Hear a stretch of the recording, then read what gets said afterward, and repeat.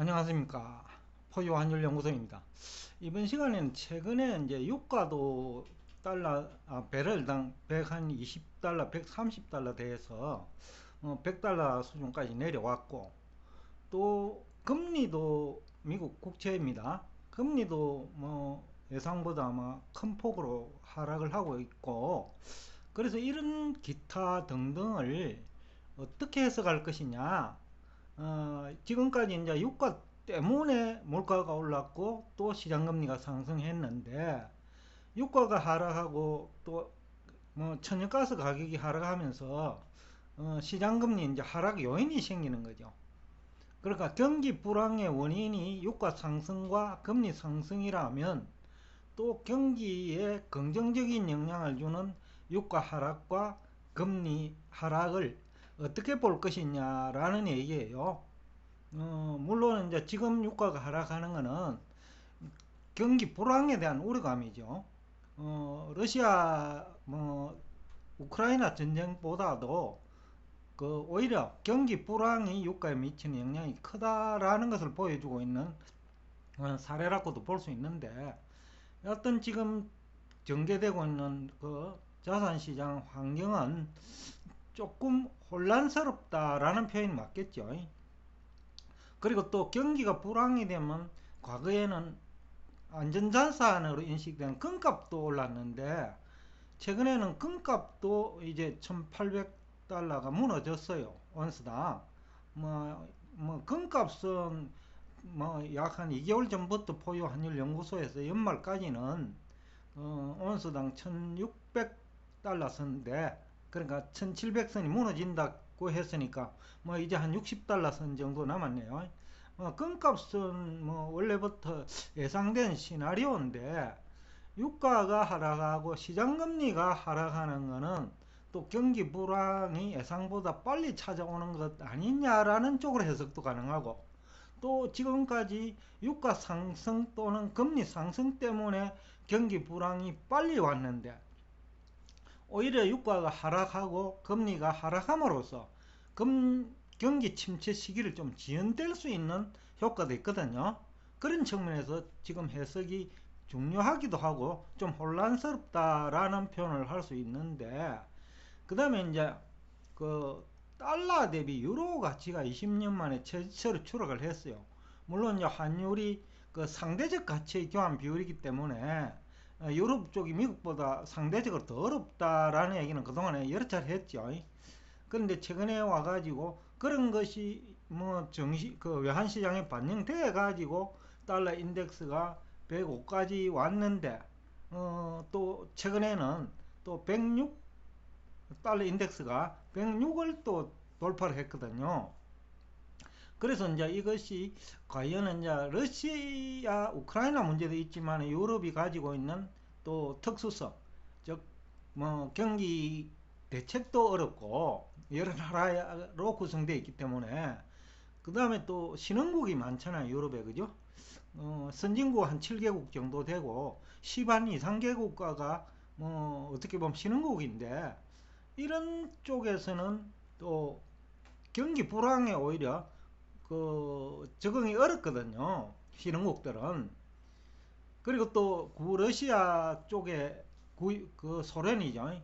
러시아하고 또 관계가 높은 또 국가들이고, 그래서 이제 이런 쪽에 부정적인 영향이 이제 유로 약세 요인인데, 근데 이제 가중치가 크다 보니까 달러하고 유로 이제 상대적 가치를 보면 유로 쪽이 조금 더 약세 요인이 있는 거 아니냐.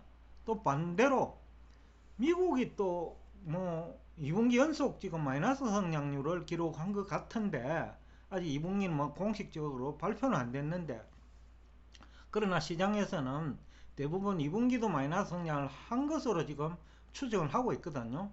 이것은 또 달러 약세 요인이에요.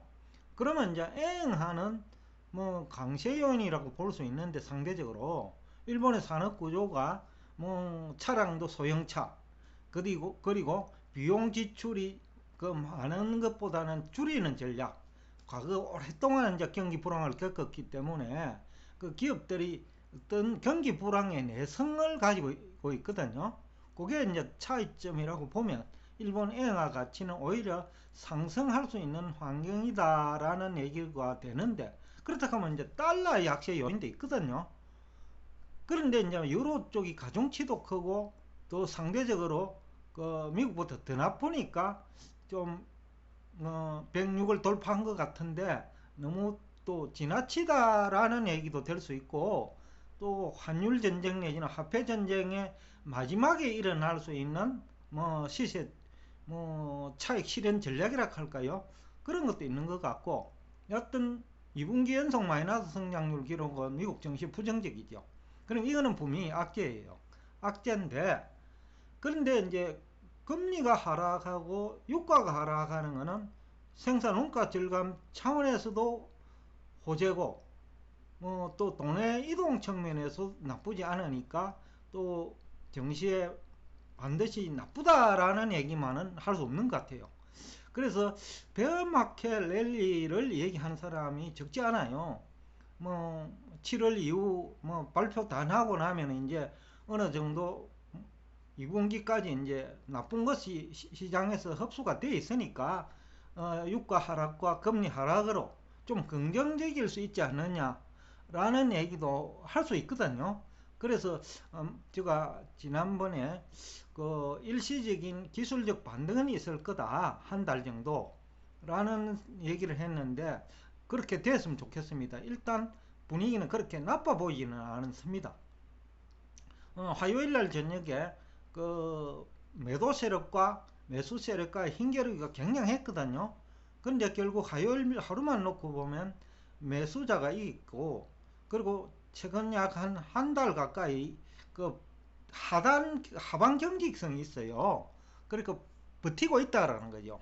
그런 것도 긍정적이라고 보면 한 달 정도에 걸쳐서는 그 베어마켓 랠리도 가능하지 않느냐라는 또 시나리오도 한번 써볼 수가 있어요. 또 돈이 마땅히 갈 데가 없어요. 신흥국은 신흥국이 아무래도 어려우니까, 또 유로존도 지금 미국보다 더 어려우니까, 그리고 갈만한 데는 일본하고 미국 정도거든요. 그런데 이제 그 물가까지 좀 안정될 수 있는 요인이 생겼다면, 또 연준이 오히려 연말경에는 기준금리를 인하하지 않느냐라는 기대 심리도 있고, 또 지금 돌아가는 거 보면 물가가 안정되는 모습이니까 또 그런 것도 기대해 볼 수도 있다. 근데 이것을 이제 시장에서 어떻게 받아들이느냐에 따라서 조금의 기술적 반등은 있을 수 있지 않느냐. 힘의 이제 세기가 문제인데, 그동안에 많이 내렸고, 그 다음에 악재 속의 호재를 할까요? 악재 성격이지만은 또 호재라고 볼 수 있으니까, 그런 측면에서 보면 조금 한 달 정도는 기술적 반등도 기대할 수 있지 않느냐. 물론 오르락내리락 심할 거예요. 그런 측면에서 우리가 위기를 관리하는 기회는 되지 않겠냐.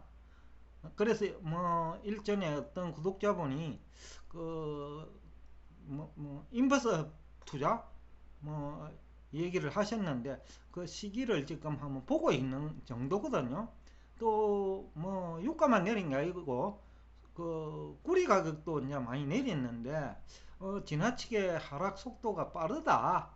물론은 이제 중국 상해 지역 봉쇄 등, 또 유럽 지역 경기 불황 등 여러 가지 구리 가격 하락 요인도 있었지만은, 또 경기 불황 국면에서 정부 차원에서 경기 부양책을 쓴다면 대부분 또 구리 수요를 유발하는 그 경기 부양책이 많거든요.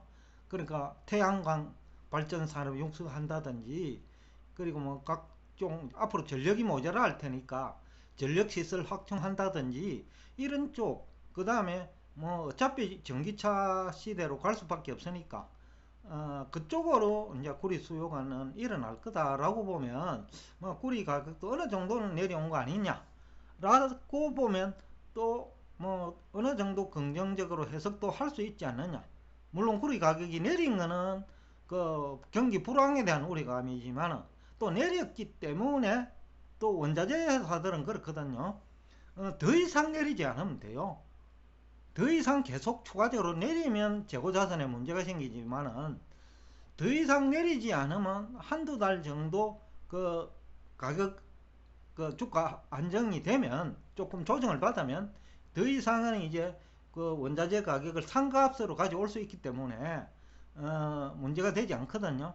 그래서 그런 것을 다 종합적으로 보면 일시적으로 뭐 한 달 내지 뭐 한 달 반 정도에 걸쳐서는 그 반등이 있겠다. 물론 뭐 다이렉트로 옛날처럼 그렇게 올라가지는 않겠지만은 최근처럼 오르락내리락 하면서 조금 올라가는 반등은 있을 수 있지 않느냐라는 얘기는 가능할 것 같아요. 그렇지만 이제 그 주식도 종목이 다양하니까 그런 시각에서는 볼 필요가 있다. 그러니까 경기 불황 국면에서 위기를 맞을 수 있는 기업들은 철저하게 조심을 해야 되겠고, 또 버틸 수 있는 가치주라든지 경기 불황 국면에서 그래도 생존이 가능한 그런 주식 중심으로는 되지 않을까라는 또 조금의 희망도 가질 수 있는 그런 환경인 것 같아요. 그래서 이제 시장 참여자들 입장에서는 너무 극단적으로 비관론도 또 너무 좋은 쪽으로 해석도 하지 않는, 그러면서도 조금 그 여유를 가지고 그 위기 관리를 하는 그런 방향이 어떻겠느냐라는 생각에서 오늘 이 주제를 가지고 나왔습니다. 어떤 판단을 여러분들이 모시니까 제가 이제 여러 가지 상황, 그러니까 악재적인 측면도 있지만은 그 가운데 호재 성격도 있다라는 얘기를 하면서 오늘 여러분과 대화를 여기서 끝내겠습니다.